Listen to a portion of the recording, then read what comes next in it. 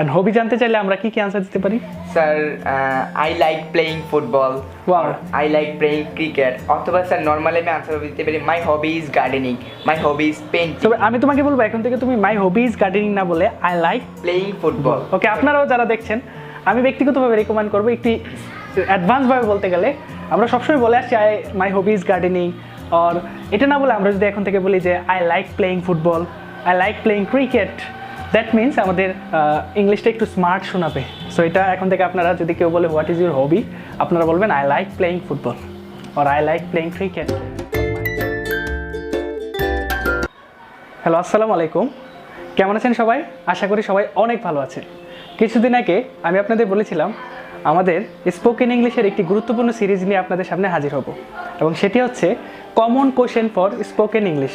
অর্থাৎ আপনি দৈনন্দিন জীবনে কারোর সাথে যদি ইংলিশে কথোপকথন করতে চান, তার সাথে প্রথমেই দেখা হলে আপনি কোন ধরনের কোশ্চেন করতে পারেন এবং আস্তে আস্তে আপনি কীভাবে তার সাথে স্পোকেন ইংলিশে কথোপকথন করবেন সেটা নিয়ে আমাদের আজকের ভিডিও। এবং আজকের এই পুরো ভিডিওতে আমার সাথে থাকবে নিহাল। প্রথমে আপনি নিহালের পরিচয়টা জেনে নিন নিহালের কাছ থেকে। হ্যালো, আসসালামু আলাইকুম। মাই name is Nihal. I M a student. I am in কোটি অটলবিহারী হাই স্কুল। আজকে আমরা দেখাবো আপনি কিভাবে খুব সহজে কারোর সাথে যদি দেখা হয় এবং আপনি চান যে তার সাথে স্পোকেন ইংলিশ অর্থাৎ ইংলিশে কথোপকথন করবেন, অ্যাট ফার্স্ট তার সাথে কোন ধরনের কোশ্চেন আপনি করতে পারেন, ফার্স্ট ইমপ্রেশনে তাকে আপনি কি বলতে পারেন এবং আস্তে আস্তে তার সাথে কিভাবে আপনি ইংলিশে আড্ডা জমিয়ে তুলতে পারেন। সো আশা করি যে এই ক্লাসটি আপনাদের খুবই ভালো লাগবে। আপনারা বিভিন্ন প্ল্যাটফর্মে দেখে থাকেন ইংলিশে কীভাবে কোশ্চেন করতে হয়, কীভাবে কোশ্চেনের আনসার দিতে হয়, এরকম টাইপের ভিডিও। কিন্তু আমাদের এই ভিডিওটি একটি স্পেশাল ভিডিও এই জন্য, কেননা আমরা একটু ভিন্ন উপায়ে আমরা দেখাবো যে দৈনন্দিন জীবনে আপনি কীভাবে সহজেই কারোর সাথে দেখা হলে ইংলিশে কথা বলতে পারেন। সো আশা করি আপনারা খুবই এনজয় করবেন, এবং যদি এই ক্লাসটি ভালো লাগে তাহলে অবশ্যই লাইক করে দিবেন এবং শেয়ার করে সবাইকে দেখার সুযোগ করে দেবেন। সো প্রথমে আমরা নিহালের কাছ থেকে শুনবো। নিহাল, আমরা গত ভিডিওতে বলেছিলাম যে যখন তুমি কারোর সাথে দেখা হবে তোমার, অ্যাট ফার্স্ট তুমি তাকে কোন কোশ্চেনটা করবে এবং তুমি কিভাবে কথোপকথন শুরু করবা? স্যার অ্যাট ফার্স্ট স্যার আমি আমার ক্ষেত্রে প্রশ্ন করব হোয়াটস your name. Okay, what's your name, এবং স্যার আনসারটা স্যার আমি দুইভাবে শুনতে পারি। স্যার আনসারটা হতে পারে মাই নেম ইজ নিহাল, অথবা স্যার আনসারটা হতে পারে I am Nihal. Okay, at first আপনারা যখন কারোর সাথে দেখা করবে বা কারোর সাথে দেখা হবে, আপনি যদি তাকে অ্যাট ফার্স্ট বলতে পারেন হোয়াটস ইউর নেম, এবং তুমি আনসারটা দিবে। তোমাকে যদি কেউ কোশ্চেন করে, ধরো আমি তোমাকে কোশ্চেন করলাম what's your name, sir my name is Nihal. Okay, এখন থেকে আপনার মাই নেম ইজ নিহালও বলতে পারে, অথবা তুমি আরেকভাবে কি বলতে পারো? I am Nihal. ওকে, আপনারা দুইভাবে এই আনসারটা দিতে পারেন। একটা হচ্ছে মাই নেম ইজ নিহাল এবং আই এম নিহাল। সেকেন্ডলি, তুমি কারোর সাথে যদি দেখা হয়, তুমি হোয়াটস ইউর নেম বলার পর আমরা বলছি যে দুইভাবে উত্তর দিতে পারি। এরপর তুমি কোন কোশ্চেনটা করবা? Sir where are you from. Okay, where are you from. So ধরো আমি তোমাকে কোশ্চেন করলাম হোয়ার আর ইউ ফ্রম, তখন তুমি কি উত্তর দিবে? স্যার আমি আনসার দিব আই এম ফ্রম বাংলাদেশ। ওকে, যারা ক্লাসটি দেখছেন তারা অ্যাট ফার্স্ট বলবেন যে আই এম ফ্রম বাংলাদেশ, দেশের নাম বলবেন, কিন্তু এটার আনসার কিন্তু আরেকভাবে দিতে পারো। I come from Bangladesh. Okay, very good. আপনারা যারা দেখছেন ক্লাসটি, ও দুইভাবে আনসারটা দিয়েছে। একটা হচ্ছে আই এম ফ্রম বাংলাদেশ, এবং সেকেন্ডলি আপনি বলতে পারেন I come from Bangladesh. So আশা করি যে এখন কারোর সাথে যখন আপনি ডেইলি স্পোকেন করতে যাবেন, first of all name, then where are you from. Thirdly তুমি কোন কোশ্চেনটা করতে পারো? Sir where do you live. Okay, thirdly আমরা কোশ্চেন করবো হোয়ার ডু ইউ লিভ। এখন হোয়ার ডু ইউ লিভ বললে আমরা এটার আনসার কিন্তু খুবই সহজেই দিতে পারি। যারা ক্লাসটি দেখছেন তারাও আনসার দেওয়া প্র্যাকটিস করবেন। আপনাদের অনেক আগে আমি একটা ভিডিওতে বলেছিলাম যে আপনারা নিজেরাই কোশ্চেন করবেন, নিজেরাই আনসার দেবেন, তখন আপনার স্পোকেন ইংলিশের ডেভেলপ অনেক বেশি হবে। সো এটার আনসারটা কি হতে পারে? স্যার যদি আমি ঢাকায় থাকি তাহলে বলবো যে আই লিভ ইন ঢাকা, আর যদি স্যার আমি কুমিল্লায় থাকি তাহলে আই লিভ ইন কুমিল্লা।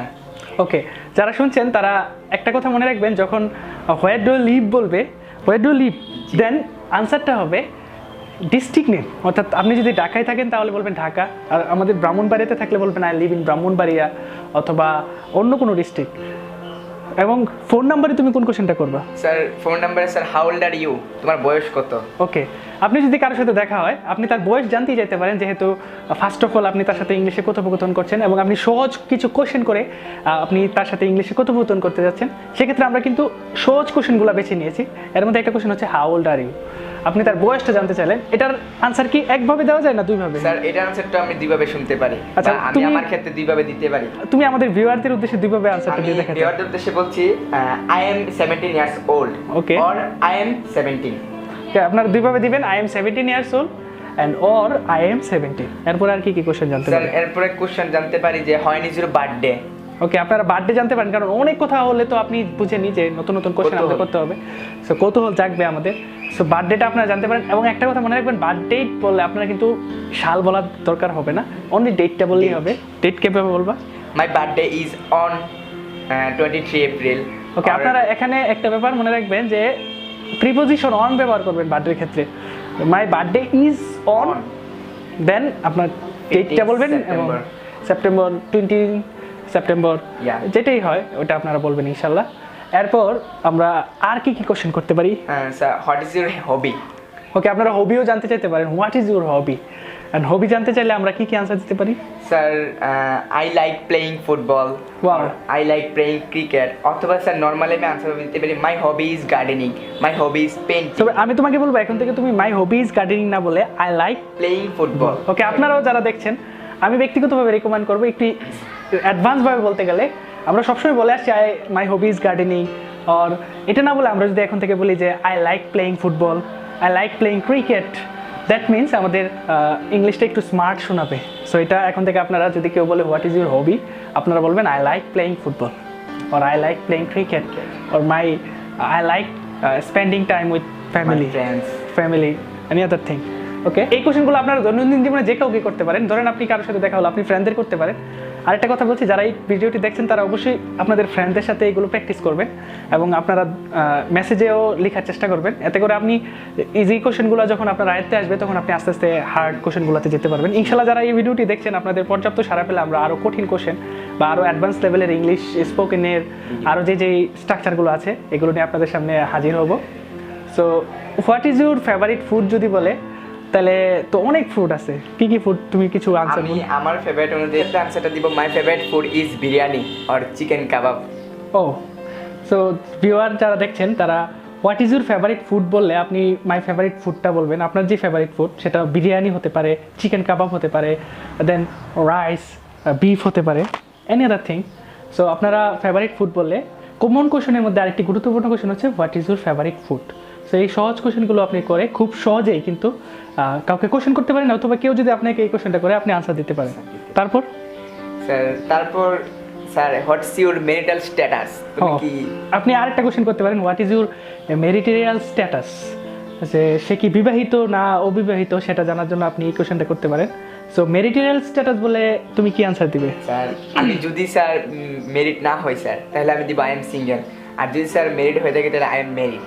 ওকে, এটা একদম ইজি কোশ্চেন, কিন্তু আপনারা বলবেন যে I am married or I am single. Then আমার মনে হয় যে কমন কোশ্চেনগুলোর মধ্যে এই কোশ্চেনগুলো আপনারা ইজিলি করতে পারেন। এখানে প্রায় আমরা নিয়ার অ্যাবাউট 10-11 কোশ্চেন দেখানোর চেষ্টা করেছি। সো আপনারা নিহালের মাধ্যমে বাকি সবগুলো কোশ্চেন শুনেছেন। ইনশাল্লাহ আপনাদের পর্যাপ্ত সাড়া পেলে আমরা আরও অ্যাডভান্স লেভেলের কোশ্চেন আপনাদের সামনে আনবো, এবং যদি আজকের এই ক্লাসটি আপনাদের কিছুটা হলো উপকার এসে থাকে, আপনারা অবশ্যই একটি কমেন্ট করে জানাবেন, কেননা আপনারা কমেন্ট করলে আমরা বুঝতে পারবো যে কারা কারা এই ভিডিওটি দেখেছেন।